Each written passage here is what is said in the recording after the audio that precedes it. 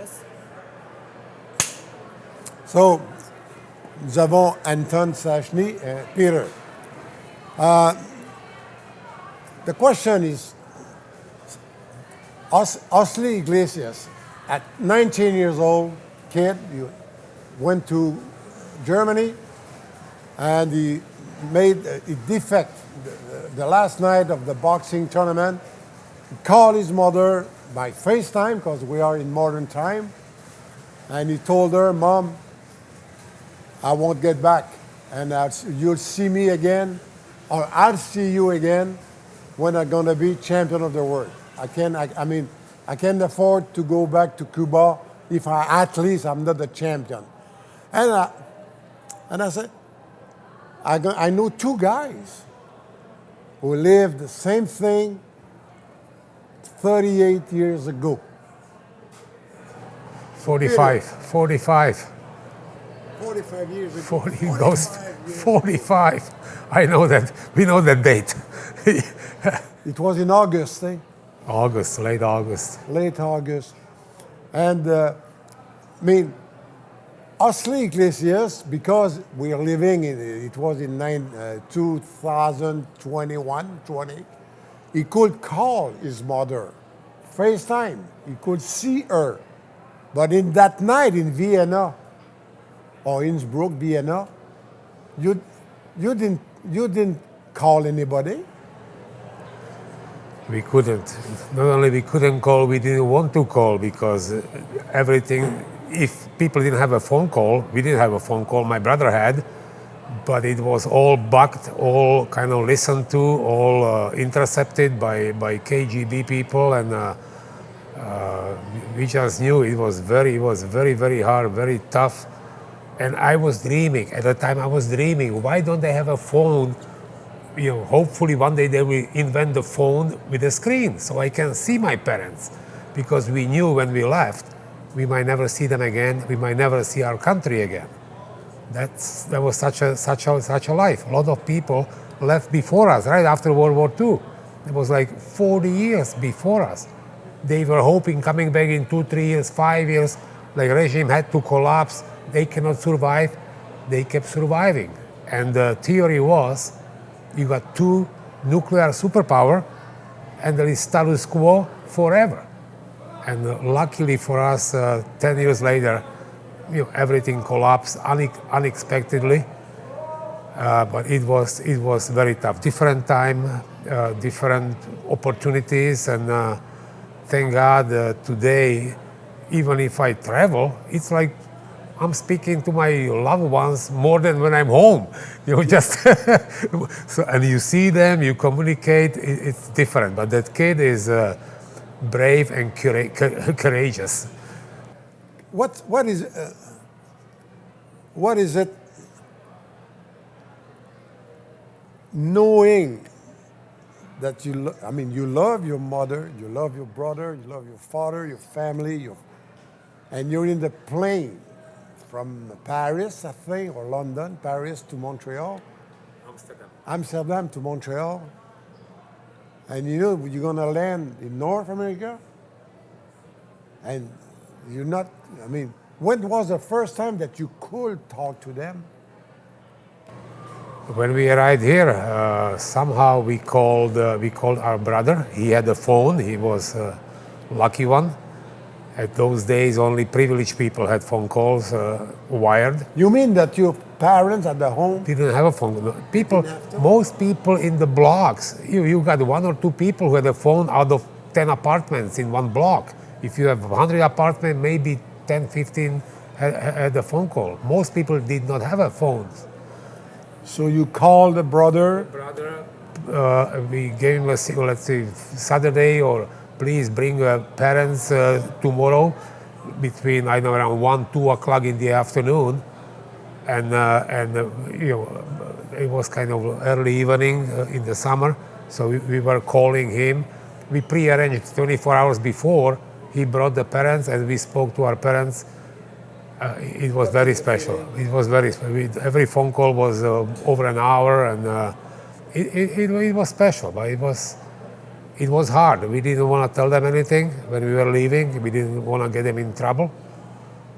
And we were hoping one day to see each other, and luckily about 2 years later, they allowed them and they came to Quebec. Both parents and even my siblings, my brother, other brother and sister. And we couldn't get home forever, but luckily they were afraid.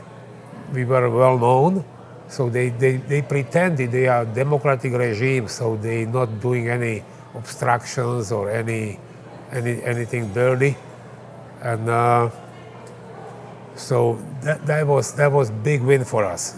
We knew there is no chance for us to get home, to see our country, to see our friends, to see our relatives, but at least the closest relatives we could invite, and we saw them here. Every summer we had somebody here, so it was special. Anton, toi, tu étais le cadet le plus jeune. As-tu eu des... Quand vous avez quitté dans la nuit, vous êtes parti, tu n'as pas pu prévenir, parler à personne, même pas à Marianne, même pas. Vous êtes parti. Non, personne, mais j'ajoute un peu, parce qu'on a fait quelques précautions préparatives pour partir définitivement. Et à cause de ces précautions, ma femme, dans le temps, était ma copine, petite copine. Elle a appris qu'il y avait quelques rumeurs, dans le sens que ces précautions prédisaient peut-être que oui, ils vont faire quelque chose. Alors elle m'a appelé. Elle m'a appelé à Innsbruck, puis j'ai menti. J'ai dit non, on rentre. Parce que comme disait Peter, il ne fallait pas donner un signe que nous, on va rester à l'ouest. Non, il fallait toujours... puis c'est ça qui était difficile, de convaincre ma femme que, écoute, non, on rentre, 100% on rentre. Puis il n'y a pas longtemps, on a discuté de ça. Mais elle comprend bien maintenant. Mais avant, c'était difficile parce que une fois, le autobus, parce qu'on était avec l'équipe en autobus à Innsbruck, rentre, puis elle restait là. Tout le monde sorti, puis pas Peter ni Anton. Comment tu te sentais? C'était d'un côté difficile, mais de l'autre côté, c'était obligation. Tu peux pas, si tu as un objectif, il faut quand même sacrifier quelque chose. On a sacrifié beaucoup. Est-ce que le jeune Cubain à 19, est-ce que tu comprends qu'est-ce qu'il a pu... Parce que lui, il n'avait pas son frère, là. Il est parti tout seul. Il ne parle pas allemand, il ne parle pas l'anglais, il ne parle pas français. Il parlait espagnol à Broman, en Allemagne. Je crois que première chose, je pourrais suggérer à ce jeune d'assurer ses parents, puis assurer sa famille qu'il va bien. C'est ce qu'on a fait souvent quand on a planifié ce téléphone avec les parents, avec les frères, pour les assurer qu'on va bien. Tout va bien parce que les rumeurs, même là, il y avait des rumeurs que les frères, ils ont des soucis, ils ont des problèmes de santé. Il y avait un accident, j'ai eu un petit accident, voiture, il s'est tué Anton. Il y avait toutes sortes de rumeurs parce que le régime voulait que tout le monde doute, c'est pas bien quitter ce régime parce que le régime, c'est un bon régime. Alors, chaque fois qu'on a téléphoné, c'est les assurer qu'on est bien. Puis on est sur une voie qui est une bonne voie, parce qu'on a choisi cette voie, puis on peut continuer. Ça, c'est le même message pour le jeune. Iglesias, pour Osleys. Oui. Il est sur la bonne voie. Oui. Est-ce que... Can you imagine, the courage that a kid, 19 years old, alone, needs to do that? I can imagine, because one of the reasons we left, we were young and stupid. I was inducted in the Hall of Fame with one priest, Father Atoll, Père, they call him. he had three love, most important value, three love. It was God, Canada, and hockey. And he says, not always in the same order. So I was cracking, and to me it was the same thing. To me was God, family, country, and hockey. But believe me, at the time was exactly reverse. So hockey was so important, and that was one of the main reasons we left, because they were endangering hockey. They were taking it away. They were trying to forbid us to play hockey, because they wanted to make sure that we do what they tell us we do. And then we realized there is no freedom, there might be no hockey, and life without hockey had no meaning to me. Yeah, so it was very quick, very easy decision, but very, very difficult, very hard. Like I had, night before we left, I had a visit from KGB people in my apartment. They walk in.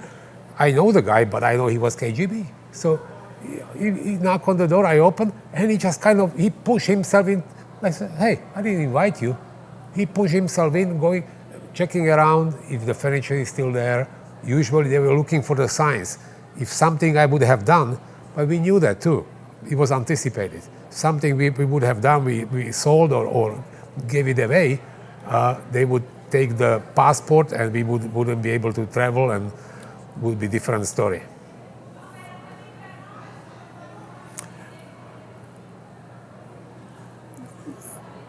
Anton, when we're talking, on va passer en français. Anton, tout à l'heure, on parlait, ça vous a donné une vie quand même extraordinaire. Non, c'est pas.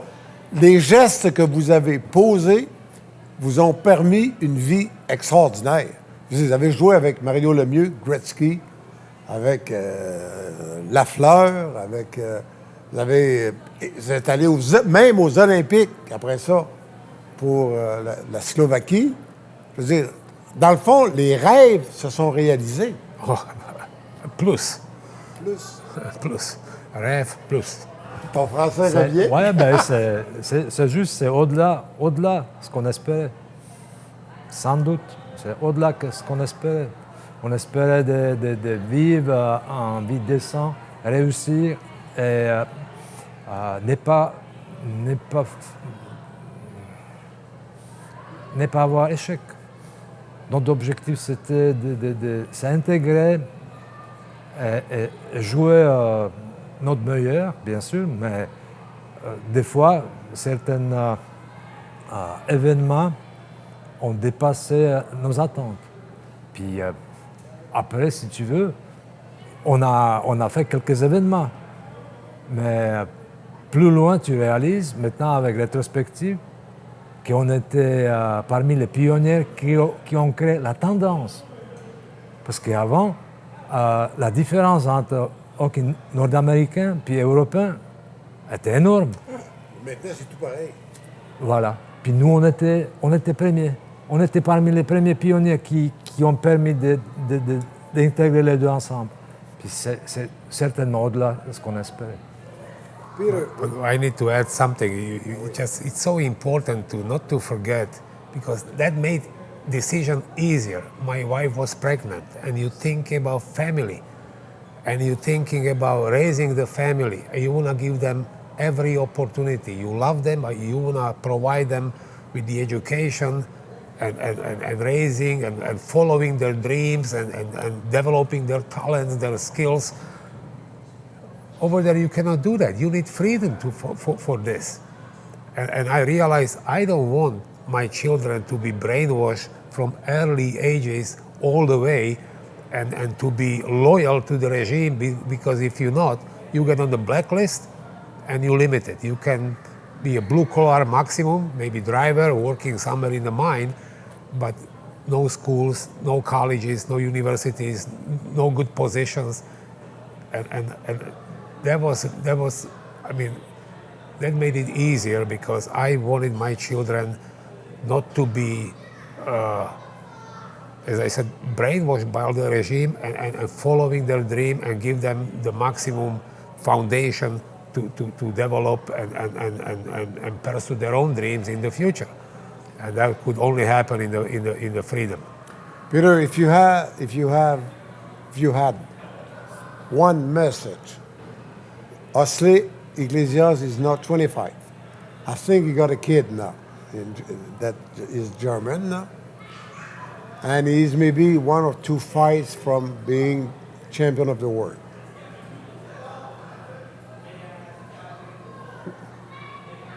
You went through the same process and you went on top of everything. What's the message that you could tell him? Don't stop. No, keep the. To do that, you have to be crazy, as I said, crazy and passionate, and stay passionate, because we were passionate about our hockey. If somebody would endanger my hockey, I'm ready to do anything radical, anything to protect and to pursue my dreams. Our dream was hockey. His dream is boxing, and he wants to be world champion. Stay passionate, and I'm sure that step will help him, maybe even more, because it doesn't have any meaning if you become world champion, you in Cuba, and you like in the jail. And I really feel sorry, because I follow Cubanese athletes since 60s and 70s, and they were dominating in track and field, boxing. Theophil Stevenson was unbelievable, and this poor guy, they never took advantage and never Never had the chance. Yeah, that's what I'm saying. The only freedom, a free country, just like North America, Canada, and US, and stay connected. I'm sure it's something that will help him. He probably has some families, maybe in Miami, because there is more Cubanese than in Havana. And I know, but the world is small and it's open. When you're in Cuba, Florida is not too far, but you cannot get there. Okay, but I have a question. Do you think that will make the difference from him to get to be a world champion? Because he's crazy? No, because he is so passionate. He did this, and it's such a serious decision, such a major step, that he just proves. And he's just following. He's just following his dream, and he'll be closer to the dream. You don't do that if you're not passionate, if you don't have the passion. You don't leave your family.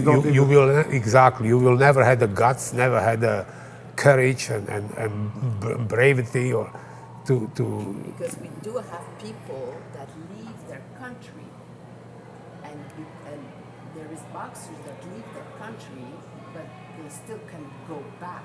I mean, Cuba is different. No, but this one is so different. You cannot go back ever. So do you think that makes a different boxers than the rest? Like you could never go back. Do you think the mentality is different when you decide in your head that that's it?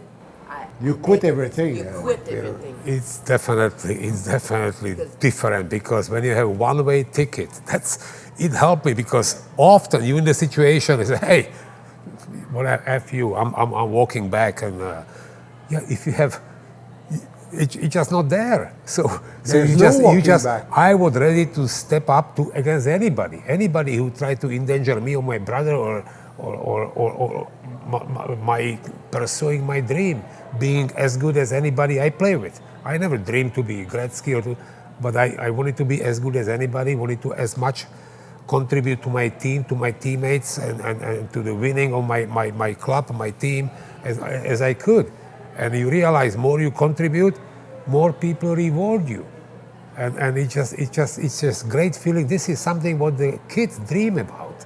One day to be famous, to be known, to be recognized, and everything is whatever we were dreaming was fulfilled and more, because we never expected such a high level and such an intense kind of recognition and success we accomplished. And I never forget how we were accepted in Quebec. It was like, it became second home immediately. People loved us because of hockey, because they love hockey. So, if he's wherever he's going to be, hopefully he'll be Cuban Klitschko. Klitschko's grew up Klitschko. Ukraine in Germany. And they lived there, and they moved later to just became the mayor of the Kiev and I know he's others, doing but the they war. were heavyweights and whatever. But the passion is very important, and believe me, in the free world, he'll get more opportunity and more venues and avenues and how to develop to be a complete boxer and to finally accomplish his dreams, which is to become world champion. J'ai une question. Hein.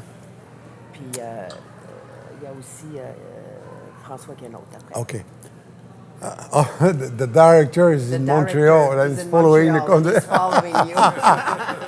He was supposed to have a Valentine dinner. But I am from Quebec City, so I'm a Nordiques fan for life.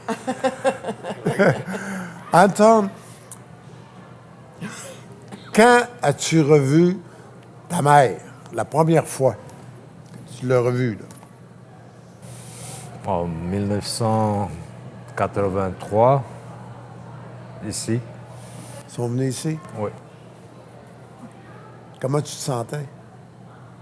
Super bien, parce que c'était un geste que, oui, il y a peut-être un signe que de l'autre côté, les gens, ils ont compris que donner la liberté, c'est quelque chose que les gens méritent. Je crois que, comme notre frère Vladimir, notre maman, ils ont reçu permission de quitter et nous visiter. C'était super bien. Et c'était aussi un sort de geste qu'il y avait l'espérance pour nous qu'un jour, peut-être, il y aura un changement. Puis c'était un bon sentiment. Et le changement est arrivé. As-tu joué aux Olympiques pour la Slovaquie? T'as pas pu faire. Peter, oui, t'as porté le drapeau.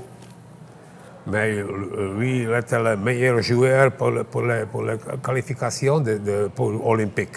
C'était au Sheffield, parce qu'on était dans le groupe C. Oui. On n'avait pas le droit de participer à l'Olympique. Mais on a politiquement, avec pression, avec les amis, on a soumis des applications avec beaucoup de... Yeah. It was difficult, but we got there, and once we get there, we need to win. He was the best player of the whole tournament, and it was close because there was a... Albertville, we tied... No. We were in Lillehammer. À Lillehammer, 94. And 93, we had to play a qualifying tournament in Sheffield with the 5 team, and you cannot make any mistake. You make mistakes, you out. Only one team goes to the Olympics. It was Slovakia. So he participated. J'ai couvert, j'étais là. OK. François? Bon, le directeur a eu une question. OK. Go ahead, François. Quand Osleys Iglesias gagne un combat, il a une énergie et il célèbre dans le ring avec du feu. Une énergie incroyable sort de lui. On dirait qu'il a une force surhumaine après les victoires. Est-ce que vous pouvez comprendre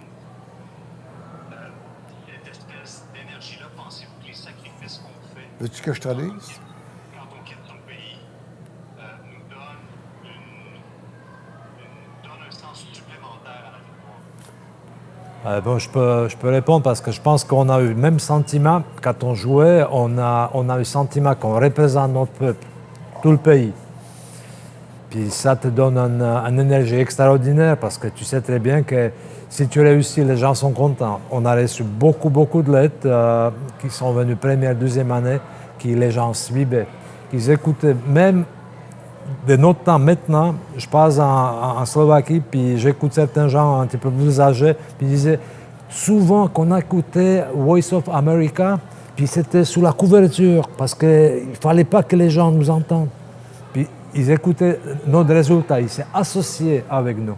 Et ça, c'est l'énergie qui était... Ça veut dire que quand tu comptais un but, tu comptais pour les Nordiques, pour les fans, mais aussi, tu étais conscient que tu comptais pour la Slovaquie? Les millions d'amateurs en Slovaquie. Pas seulement les amateurs, c'était les amateurs, pas seulement du hockey, mais aussi de freedom. Les amateurs des États-Unis, l'Europe ouest, liberté. Les gens rêvaient, puis ça leur permet de rêver. C'est vrai que dans un système où tu es étouffé, tu as envie de rêver. Puis on a donné cette possibilité de rêver. But it's also the combination of jeunesse, of youth, and a passion. He just loves what he does. And when you win, I remember I played first time in national team. They were all like 30 years old. They were too old for me. I was like 19. First, I get in the first world championship, we won. But they were the games, they were like dying. I said, what's going on? That was so hard. I said, I'm ready to play next game. Like, immediately, somebody put me like 6th period, I would play 6th period. Because I never care about, I never thinking in my head when you're young and passionate, you don't think about, okay, I'm tired. Like, what tired? Like, you just want to be in the action. And when you're in the action continues after the match, after the game, after the bout. And so I bet you that's like a combination, being young and being passionate. And as Anton said, it's even more kind of... Was it the same thing before a game? Were you anxious because you wanted to prove to your people that freedom, you're going to win it? Were you anxious before? Because Osleys, before a fight, we can't speak to him. He's not there. No. Everybody is different. Everybody prepares differently. For us, we had a lot of interviews. But there was always that feeling that we were condemned to succeed. And I think that's his case. We only had a one-way ticket. One-way ticket. Oui, monsieur. That's very, very important and very motivating. One-way ticket. Hey, tu vas faire un documentaire sur les frères Stastny? Oops, I just hang up on him. Poor guy. Moi, j'ai fini, moi, Peter. Very good. That was easy. I like that. Now we can go home. Now I know where my car is because my car is... I was looking at 3 Stasnys, the statue right there. I said, good. That's incroyable. François, as-tu d'autres questions? Non, c'est wow. Wow, hein? Wow, bon, ça c'est bon, c'est... Je suis juste extrêmement reconnaissant d'une chose. Oui, ben nous aussi. Non, mais moi, c'est le plaisir. C'est facile, wow, québécois, oui. Ouais. Wow!